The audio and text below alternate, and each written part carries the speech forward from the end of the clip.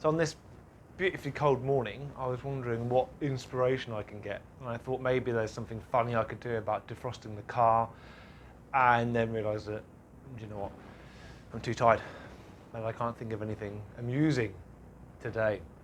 So, well, I thought I'd just hit you up with something useful. I mentioned in a previous video about things being routine. And when things are routine, when it's the kind of task that we're used to doing, or it's just something where we all need to get together just to agree something, do you know what? Life's simple.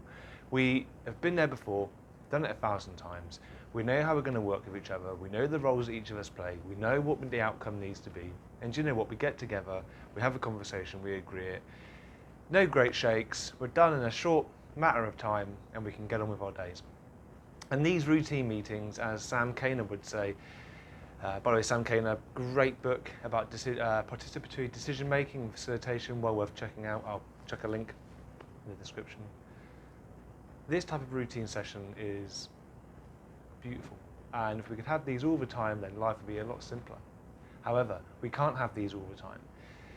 And the issue comes when our meetings, when our sessions, our events, ceremonies, whatever we're calling them, they get boring and they get dull, and we have them and nothing comes out at the end of it.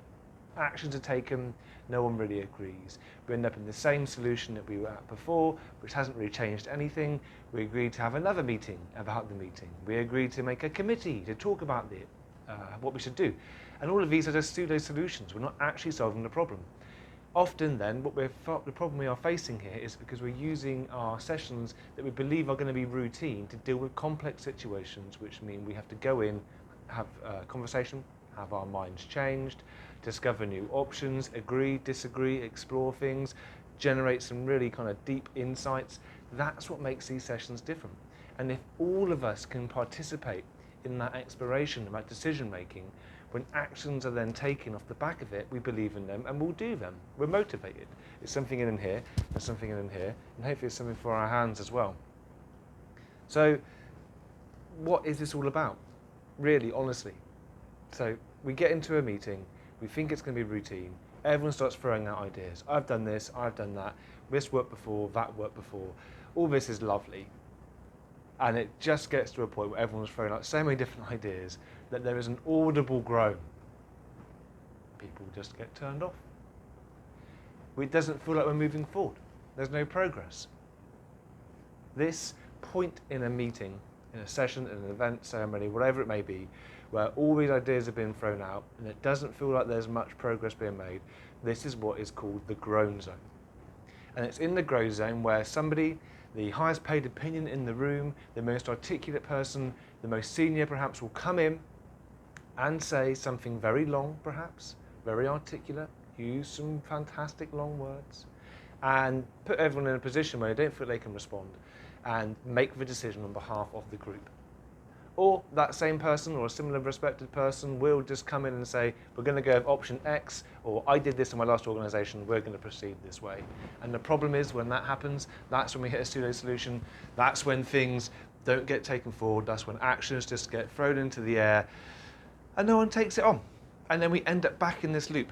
So what we need to do is use techniques which allow people to reach a decision. We need to use things such as dot voting is a good one. So we need to use techniques such as reverse seniority order, where we're going to be filtering through and sorting the results, sorting through the ideas, but letting those people who are the most respected, most senior vote last or share their opinion last. Basically, we need to find ways to sort and filter out all these different ideas and get the group all participating in that decision making and agreeing on it.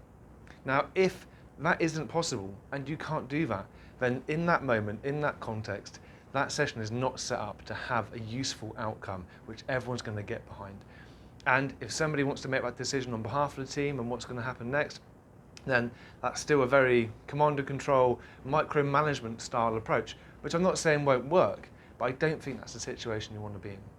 So I would really recommend checking out Sam Kaner's book on participatory decision making. I'd really recommend checking out the stuff specifically on the GROAN zone. And if you are interested in learning more about facilitation and how facilitation can help deal with these complex, non-routine situations, drop me a line. Happy to have a chat. Have a great one.